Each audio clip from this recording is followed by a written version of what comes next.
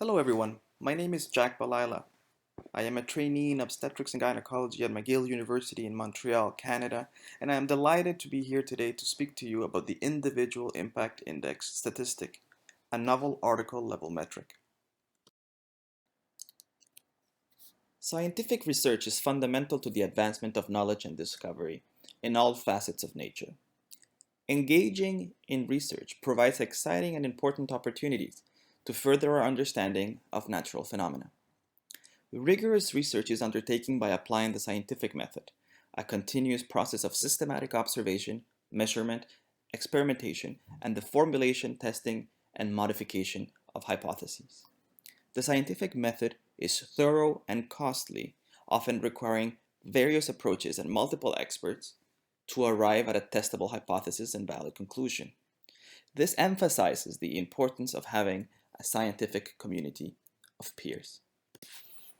Findings in scientific research are most often communicated through publications in scientific journals that undergo peer review.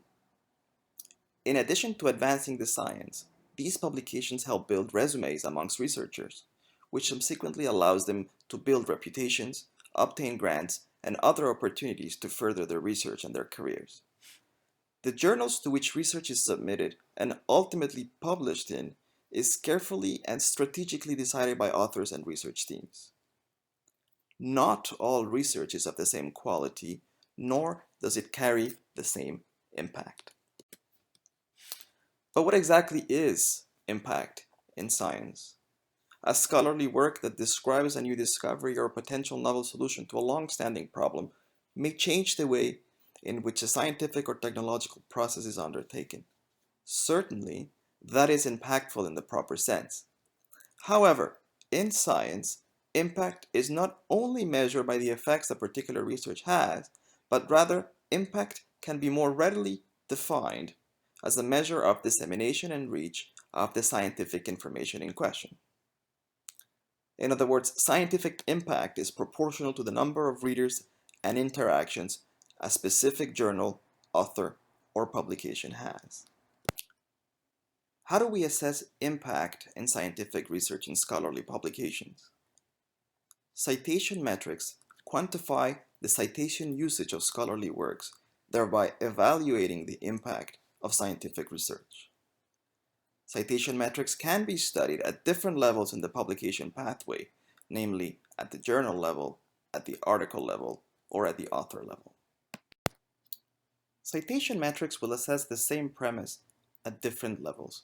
That is, it asks a similar question at each of the individual steps of the publication pathway.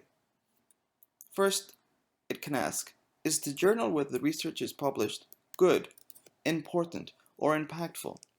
Similarly, it can ask whether the author or the authors of such research are good, important, or impactful themselves. Finally, it asks whether the article or the publication itself, independent of the journal where it is published, as well as the authors that have published it, whether it is good, important, or impactful. Even though there is a clear connection between each of the steps in the publication pathway, the answer to this question might be different depending on what level we evaluate. Let us now delve a little deeper into each of these steps to further our understanding about what citation metrics are. We start talking about journal level metrics. We know that valid filters for quality, for importance, and for relevance of scientific literature are needed. Journal level metrics reveal the influence of a journal in communicating the most relevant research. Peer-reviewed journals have served an important purpose in evaluating submitted papers and readying them for publication. The majority of scientists preferentially read articles from specific journals, those that they view as being of the highest quality and importance. Most scientists will point to the Thomson ISI Journal Impact Factor as an external and objective measure for ranking the impact of specific journals and the individual articles therein. The impact factor is the main journal level metric used today. It is a measure reflecting the yearly average number of citations to recent articles published in a given journal. In other words, the higher the number of citations, the higher the impact factor. It is frequently used as a proxy for the relative importance of a journal within its field. Journals with a higher impact factor are often deemed to be more important than those with lower ones. Journals with higher impact factors are often deemed to be more important and more prestigious than those with lower ones. In order to calculate the impact factor of a specific journal in a given year, the total sum of citations over the prior 2 years are divided by the total number of publications in that same time frame. Impact factors are therefore a unitless ratio. As an example, in 2015, the lowest ranked journal had an impact factor of 0, and the highest ranked journal had an impact factor of 137. Author level metrics are less widespread than journal level metrics, and with good reason. For the reader, they serve a more indirect purpose than journal or article level metrics. However, they allow for comparisons between researchers on productivity and impact, and may actually aid in guiding the funding of grants, the distribution of resources, and hiring decisions in departments and labs alike.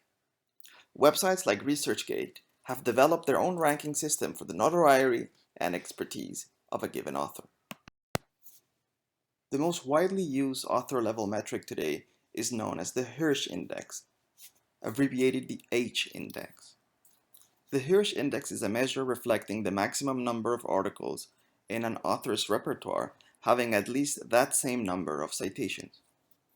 For example, an author with 30 publications to his or her name, of which 10 have at least 10 citations each, will have an H index of 10.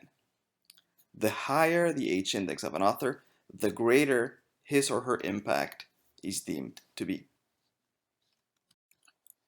We move on now to article level metrics. Though the impact factor and the H index have well-defined formulations, such is not the case for article level metrics. A concept that has been associated with article level metrics is that of alt metrics. These simply reflect measurable activities of a given article, such as citations, tweets, press releases, and news media. Though these provide an interesting measure of activity of a given publication, none of these metrics are equivalent, nor are they readily comparable. Since these metrics are not standardized, they are amenable to bias, particularly as authors and their laboratories or departments can promote their own work by citing, tweeting, releasing, and sharing their own publications. Let us use a theoretical example of an article X, scientific in nature, published in a peer-reviewed journal, and for which alt metrics are available. The number of citations does in part reflect the dissemination of the information in article X in other scientific sources. However, the publication of scientific findings through social, print, and TV or radio media will tend to favor the dissemination of controversial subjects and will often modify the nature of the information published to maximize the size of the audience reached. Thus, all metrics may not reflect the true scientific impact of an individual article, but rather, it may reflect the perceived importance by laypersons of a simplified version of the findings. This is why new standardized article level metrics, which are rooted in scientific sources alone, are needed.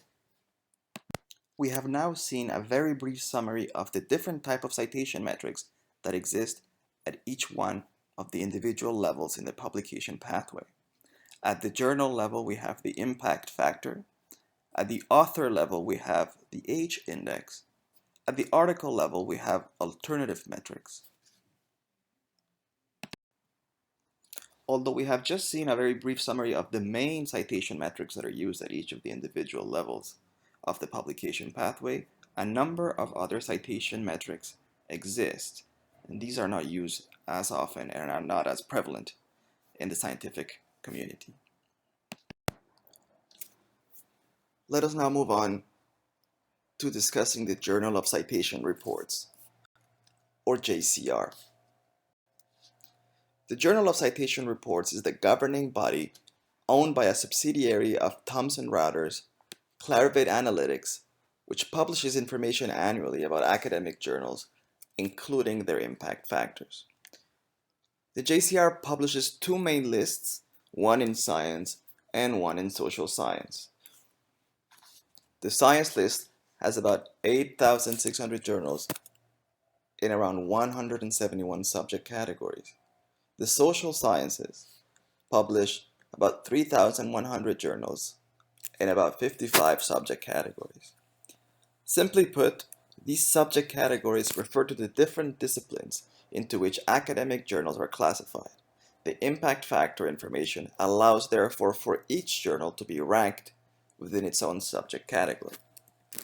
For example, we know that astronomy and astrophysics has 61 titles in its category, and therefore we can calculate a Balayla coefficient. The neurosciences, for example, have 256 journal titles to its name, which makes the Balayla coefficient that much smaller. This brings us now to talk about the main topic of this presentation, the I3 statistic. The I3 stands for the Individual Impact Index, and it is proposed as the weighted measure of the impact of an individual article. It is therefore an article level metric. To understand what this is, let's use the following analogy. Let's say that you are a restaurant owner and you're looking to open a new restaurant. You embark on the task of finding a head chef. Two young men come to you with a culinary degree, hoping to get a job. Though they share that impressive characteristic, you question them further only to find out that one of the young men was trained at the famous Cordon Bleu Academy in Paris, while the other took a series of seminars in the town's community center. So, two young men, two chefs, two culinary degrees. Whose cooking advice do you value more? The analogy serves to illustrate that two things that appear similar may in fact be different. Similarly, two articles with an equal number of citations may not carry the same impact. This is where the I3 statistic comes in. The I3 statistic is a measurement that considers the number of citations of a given scholarly work, as well as the provenance of those citations, assigning higher value or impact to citations in journals with higher impact factors than lower impact factors. This brings us now to the topic of citation equivalence. We have seen that none of the established article level metrics provide a distinction between the number of citations and the true impact of an article. Instead, they are often used as a proxy for one another. If we use the number of citations as an objective measure of impact, then one could argue that a paper published in a remote, unknown journal with 6 citations has more impact than a paper published in the New England Journal of Medicine with 2 citations. Intuitively, we know this not to be the case. When considering the impact of a scholarly work, citation number and provenance are equally important. We can make an important parallel between the concept of citation metrics and a certain concept known as the Matthew effect in sociology. The Matthew effect is a concept that describes certain policies that lead to the rich getting richer and the poor getting poorer. There's a similar application in science whereby certain scientific databases put high weight on citation counts in their ranking algorithms, and therefore, as highly cited papers appear in top positions, they gain more citations, while new papers hardly appear in top positions and therefore get less attention. The I3 metric can counter this effect in situations where citation counts might be low, but the weight of journal provenance contribute disproportionately to the score. Let us now delve into the actual algorithm for the I3 statistic. There is a number of mathematical formulas. Let's try to break them down one by one. The following equation is the main equation used in the algorithm to calculate the I3. Here we have I3 equaling g of f of x. G is a function whose independent variable is f of x. This is equal to 1, a constant, and actually the maximum value that the I3 statistic can take, from which we subtract e to the negative b times f of x. E is Euler's number, a very famous and widely used number in mathematics, appearing in a number of natural phenomena. And b is a constant, which we now call the Balayla coefficient, times f of x. F of x is the function which appears inside g of f of x, and which we will describe in the next slide. The f of x, which represents the independent variable for the g function, is a function in itself. And it is equal to the impact factor of the journal where the article you're trying to calculate the I3 for is published. And then it is added to the sum product of the citations of that article multiplied by the impact factor of the journal where each is cited. This is represented by the following mathematical connotation. IF of A is simply the impact factor of the journal where the article that we're calculating the I3 for is published. And then we're adding the sum product of the citations by multiplying n as the number of citations found in a particular journal, because it is possible that an article is cited more than one time in different papers with the same journal. And IF, which represents the impact factor of that journal. So now, this way we can take into account the citation number as well as the citation provenance. The Balayla coefficient, denoted as b, is a unitless number that is defined as 1 over 3 pi times td. Td refers to the total number of titles in the ISI category domain of the scholarly work in which the I3 statistic is being calculated. There are over 80 categories in the ISI repertoire.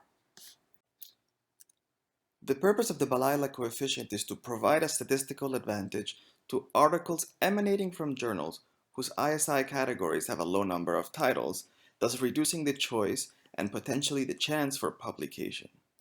Imagine for a moment that there are two researchers who are looking forward to publishing their work. Researcher number 1 works in a scientific domain where there are only 10 journals that are available.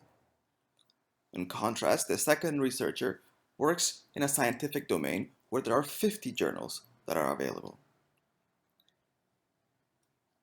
It is clear that the second researcher will have an easier time and a greater choice to publish his work, relative to researcher number 1 that only has 10 options where to submit his research.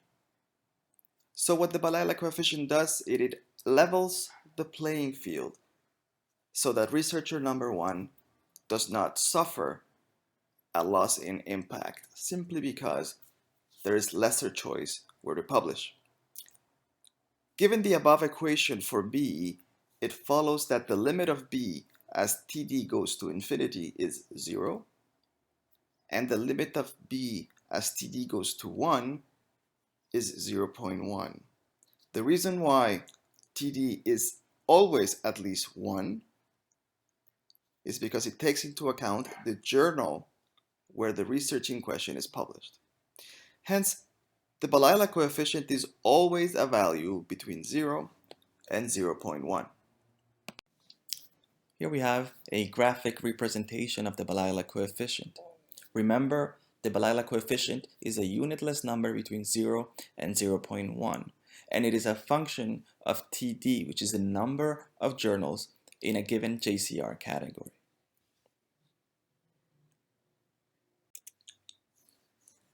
How was the Balayla coefficient developed? Times Higher Education, as well as the Journal of Citation Reports, publish annual information regarding the average citation in each field of science. The table showcases the overall average amongst all of JCR categories in terms of citations and what percentile they'll fall in. The percentile column represents the percentage of papers that are cited more often than a paper with X number of citations. That X is displayed in the left column.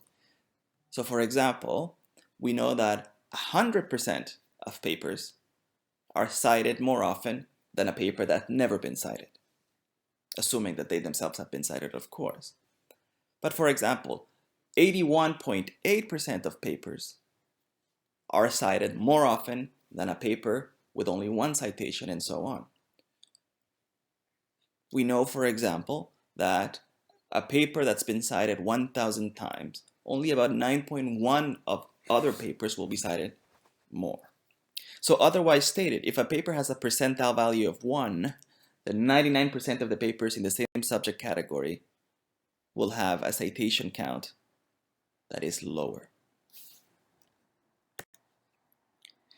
If we therefore consider that a paper with 1,000 citations is on average at the 90th percentile of the citation distribution curve, then we can assume that a corresponding I3 value of 0.9 should at least evoke a similar percentile in the I3 score distribution. I calculated an average value of 2 for the impact factor of a typical journal, which makes the f of x function about 2,000 in the I3 equation. I have also calculated the average number of journals in all of JCI categories to be 79.4. If we input the value for I3 as equaling 0.9 and of f of x equaling 2000 in the main algorithm's equation, we isolate the Balayla coefficient and obtain a value that is approximately 0.0011. Therefore, with an average value for the Balayla coefficient equaling 0.0011, an average number of journals per category TD equaling 79.4, lead to a joint product of 0.1191, which approximates 1 over 3 pi. Now that we have seen each of the components of the I3 equation, we can take a look at the equation fully once again and realize that the limit of the I3 as f of x goes to 0 is equal to 0. On the other hand, the limit of the I3 as f of x goes to infinity is equal to 1. Hence, the I3 statistic will yield a value between 0 and 1. I3 will equal 0 when no citations have taken place, and it'll equal 1 when a single article has theoretically infinite citations. Articles with an I3 statistic closer to 1 are deemed to have more impact than those closer to 0.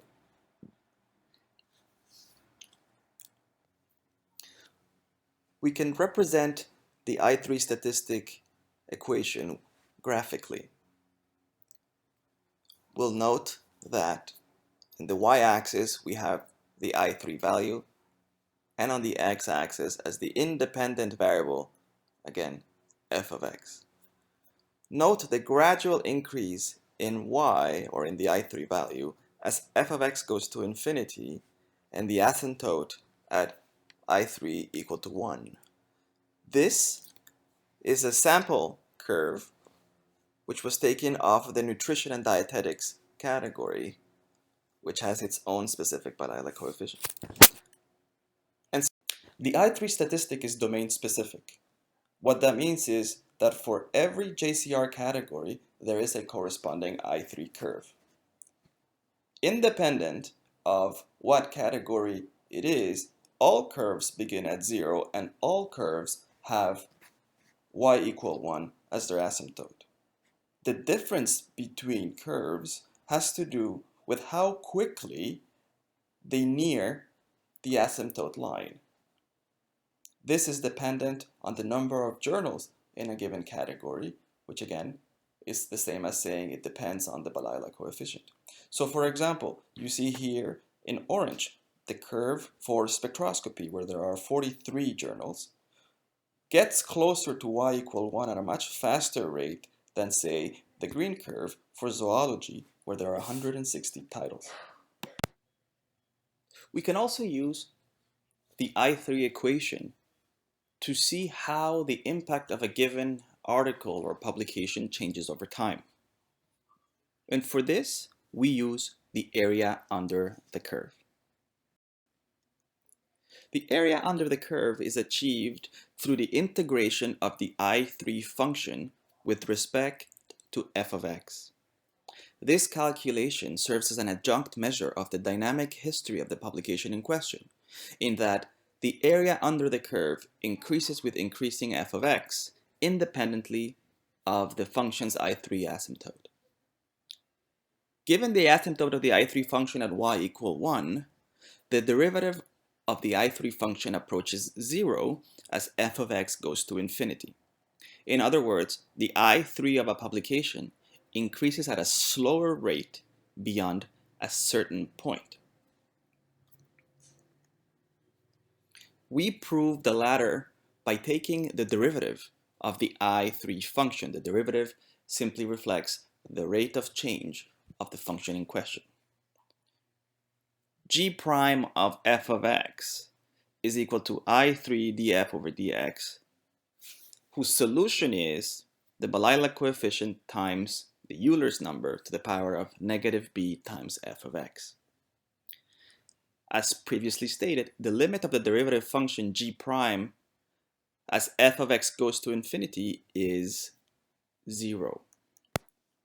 Though in practical terms this means that the impact of the publication in question is rather large, it makes comparisons with other like publications more difficult. The area under the curve measurement at the extreme of the I3 function can help in comparing the impact of such papers. Take, for example, two papers in a given research domain. That is, they both have the same Balayla coefficient. The first paper has amassed an f of x equal to 4,000. The second paper has an f of x equal to 3,500. Once you plot these values into the I3 equation, you find that they are both of similar impact. That is, they have an I3 value that is very close. This is true despite the fact that the first paper has considerably more citations in journals with higher impact factors. Calculating the area under the curve for each case can provide an additional discriminating measure between papers. The following is the graphical representation of such an example. In black, we have the I3 curve for paper number 1, and in green we have the I3 curve of paper number 2. Because the f of x is very large in both cases, the I3 value is close to 1 for both papers. That means they are both papers of high impact. However, it becomes increasingly more difficult to compare I3 values up to the 5th or 6th decimal place. But what is not so difficult is to calculate the differences in the area under the curve, which allows us clearly to see here that paper number 2 is considered to have higher impact than paper number 1. In what other ways can we quantify the historical progress of a publication? We can use the I3 sub x formulation, where x is the number of years since original publication. As an example, taking only the citations and impact factors up to time x. I3 sub 1 would be a publication's I3 1 year after its original date of publication. I3 sub 5 would be a publication's I3 5 years after its original date of publication. And I3 sub 10 would be a publication's I3 10 years after its original date of publication. Once we've calculated a publication's I3 at a given point in time in its history, we can then calculate what is now known as the I3 citation ratio. we can use the I3 sub x formulation, with x once again being the number of years since the original publication, and divided by the total I3 score amassed by the publication throughout its history up until that point.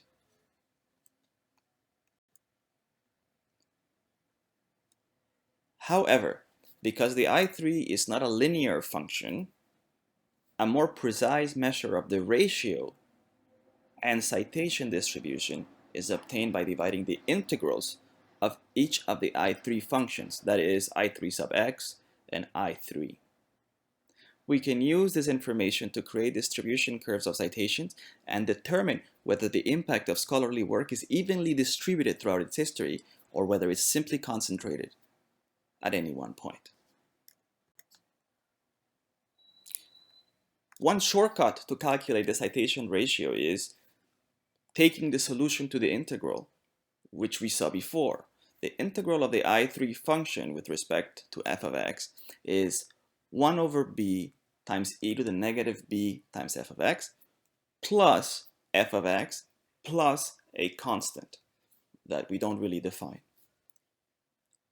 As f of x goes to infinity, we calculate the limit of the function above and obtain a simple ratio of the f of x functions at time t over the global f of x throughout the entire history of the publication in question. This is only useful in cases where f of x is large. Otherwise, use the full function. What is the rationale behind the development of the I3? Relative to non-scientific publications, where publications are not regulated and no standardized evaluation of content takes place, the I3 statistic takes advantage of the peer review process and the peer expertise to evaluate and validate research findings and methodologies, which are then disseminated through citations. If a journal with a high impact factor is deemed to be more reputable than those with lower impact factors, then it can be argued that the articles cited in those journals ought to be considered more reputable than those which aren't cited. If journals with a higher impact factor are deemed more reputable, then the readership of those journals ought to be greater, and so is the exposure of the articles that are cited in those journals. If the journals with a higher impact factor are presumably more difficult to publish in, then the articles cited in those journals are likely subject to a higher standard as well, thus reflecting their worth and their impact. Therefore, the premise behind the development of the I3 statistic can be summarized as follows. Citations in higher impact factor journals carry more weight than citations in lower impact factor journals. An article's own journal of publication should be considered in any discussion of its impact and dissemination. These two ideas add up and create the final premise behind the I3, which is an individual article's impact is therefore a composite measure of its own original publication and its citation history. What are the potential uses of the I3? It can stratify scientific work by a rigorous measure of quality. It can be used as a screening litmus test to assess the scientist's work. It can be used as a tool to rank a scientist's portfolio. It can further serve to establish a hierarchy to attribute funding and grant money. And it can potentially be used to develop reference values of impact percentiles by discipline. Some of the strengths of the I3 include the fact that it distinguishes citation provenance. It focuses solely on scientific references. It may aid to counter the Matthew effect. It is author blind and independent. It is less amenable to self-intervention by authors. It assigns a measurable value readily comparable between articles, and it reflects the history of a publication in the scientific community. On the other hand, certain limitations of the I3 are worth mentioning. We know that citations can come from journals in different disciplines. Impact factors are highly variable by discipline, which can introduce bias. Not all press is good press. Some citations are actually critiques. There is no guarantee that readers will engage with bibliographic material. It does not distinguish between years of publication, self-citations, or order of authorship. And it may not be a reflection of an article's worth, but rather of the topic at hand or the popularity of the journal where it is published. In order to use the I3, two main assumptions have to be considered. The first is that yearly changes in impact factor values are small. Also, yearly changes in the number of journals in a given JCI category are slight. It's important to describe what the I3 is not. The I3 is not a measure of true quality or scientific validity, but rather of perceived quality, dissemination, and impact on the scientific community. An article with the most rigorous methodology and valid conclusions may have a low I3 based simply on the number of citations it has or the short history of its publication. Now that we've explored each of the individual components of the I3, let us use the I3 in a real-life example. I am personally interested in the legal and ethical issues of uterine transplant. So I went to the literature and I came about two different articles that seemed to address that topic. The first article, by Dickens, was published in the International Journal of Gynecology and Obstetrics. That journal has an impact factor of 1.674. It was cited 5 times in 5 different journals, and with the calculation, I came up with an f of x equaling 14.092. Once I've plugged that f of x number into the I3 equation with a Balayla coefficient for the category of obstetrics and gynecology, I came up with an I3 equaling 0.018. On the other hand, the second article by Aurora and Blake, it addresses the same topic, that is, the ethics of uterine transplant, except that it's published in the journal called Obstetrics and Gynecology that has an impact factor of 5.656. On the other hand, compared to article number 1, this article has only been cited 3 times. When adding all of the impact factors, the f of x that this second article has is equal to 14.6. Once that value is plugged into the I3 equation, again in the same category and the same Balayla coefficient, found an I3 equaling 0.019. Now that we've calculated the I3 for each individual article, how do we use this information? We know that both articles discuss the ethics of uterine transplants. Both were published in journals in the obstetrics and gynecology category, and both articles share the same Balayla coefficient. Despite having been published earlier, Article B has less citations than Article A. Article B has a higher I3 score, which means it is likely to have had a slightly greater impact than Article A. While it is true that nothing is stopping me from reading both articles, the purpose of the I3 in this case is to rank the literature in order to guide the reader into the publications that are likely to yield more information and of higher quality. In other words, what information should he or she read first? To conclude, the I3 is a novel article level metric that can be used to assess and compare a standardized measure of the impact of individual scholarly publications. In addition to its main objective mentioned above, the adoption of this new metric may have implications in hiring practices, distribution of funds and grants, and ranking scientist portfolios at large. I hope you've enjoyed my presentation. Thank you very much.